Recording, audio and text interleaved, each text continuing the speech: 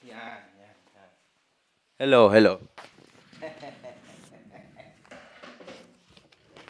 Sasabihin lang ako ng konti. Yan. 3, 2, 1, let's go. So what's up sa mga kahombre ko dyan? Makagago, what's up, man, na naman nga pala to. At syempre, mga kahombre ko, alam nyo na, itong video na to ay tungkol sa issue nitong tinaguriang Boy Dila. Ngayon mga boss, lumabas just now. Actually, wala naman talaga ako dapat pakialam dito eh. Kaso dito talaga mga kahombre ko, dito na trigger talaga ako. Nung yung mayor mismo, una, ang ginawa ng mayor nila sa San Juan, pinapunta niya ito si Boy Dila sa kanyang tanggapan. Pinag-sorry niya. Afterwards, pinost ko to sa Facebook page ko. Walang nangyari dun sa Boy Dila. Wala siyang, parang walang nangyari. Wala, parang hindi siya nag-sorry. Same pa rin yung astahan niya before. Now, even worse. Bakit? Kasi wala naman siyang ginawa eh. After na humingi siya ng pasensya, nagdila-dila ulit siya. Pakupal-kupal ulit ang movement niya sa social media. That's it. Now, nag-work ba yung ginawang incredible thing ng mayor ng San Juan? Na pagsorihin siya, public apology? Definitely no. Yan ang problema sa ating bansa. Ang ating bansa, walang pangil. Yan. Kaya ang mga Pilipino, hindi naman lahat eh, pero karamihan sa Pilipino na gumagawa ng mga kabulastugan tulad ng tao na ito, instead na matuto, ang nangyayari, sumisikat. Once na sumikat, syempre, ipapatawag, magpapapogi ang politiko, kasi huwag niyong kakalimutan na iboto si Mayor sa 2025. Konting buwan na lang kasi. Naintindihan nyo?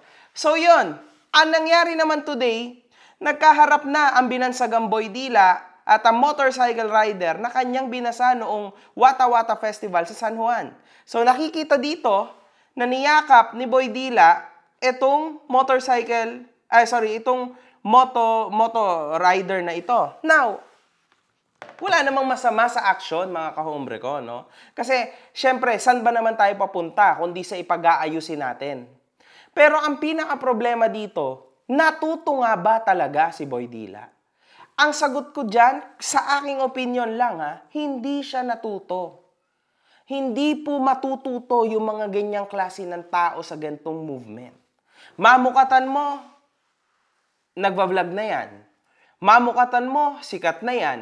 Kasi now, tuloy, yan yung nangyayari. Yan yung karamihan yan ng mga iniisip ng mga bata ngayon. Yung maging walang yaka siguro. Tulad niya, si Otlum, sumikat kasi nagnakaw.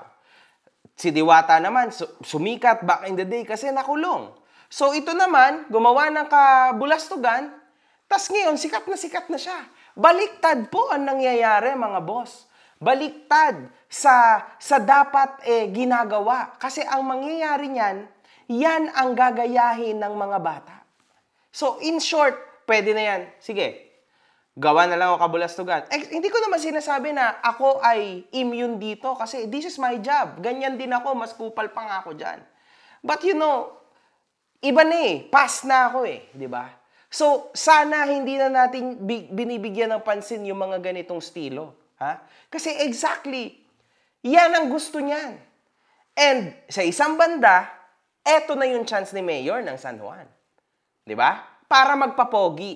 Tandaan nyo, election sa 2025. So wala siyang ibang choice. Wala siyang, syempre gagastos siya ng milyones. Aminin natin Hindi ba gagastos ang isang mayor ng milyones? Gagastos hundreds of millions of pesos para lang sa upcoming na election, para ma-re-elect siya.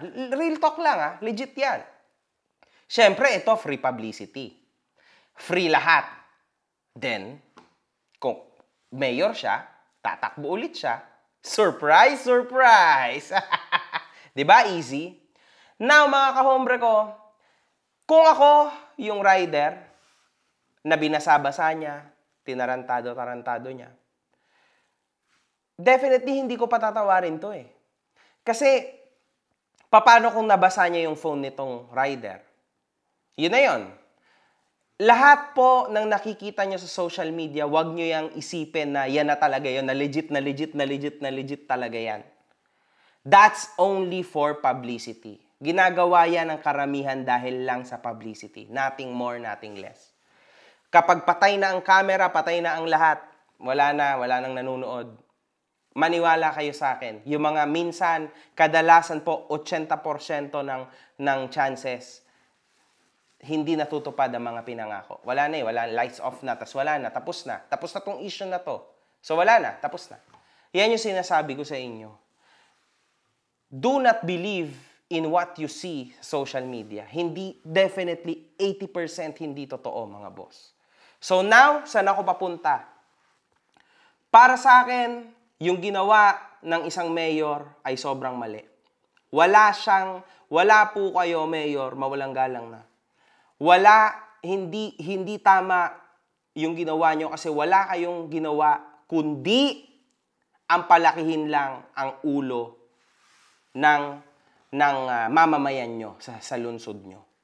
So ngayon, what's next? Next year, naggawa kayo ng something na dito lang sa lugar na to in particular, okay, it's fine.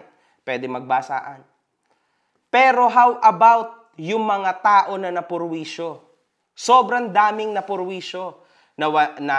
Nabasa, meron silang interview sa work nila, merong nasiraan ng laptop, nasira ang ganito, nagkanda aberya-aberya, na late masyado sa trabaho, na late na nga, basang-basa pa, mga kotse na nasira kasi binubuksan talaga yung pinto, tas binabasa yung loob ng kotse.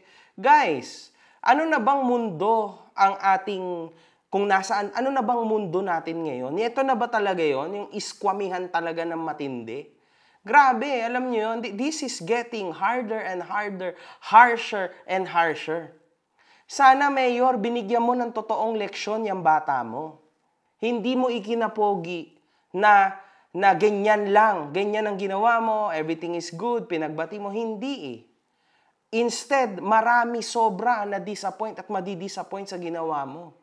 Pero anyway, 2025, election. That's how it is.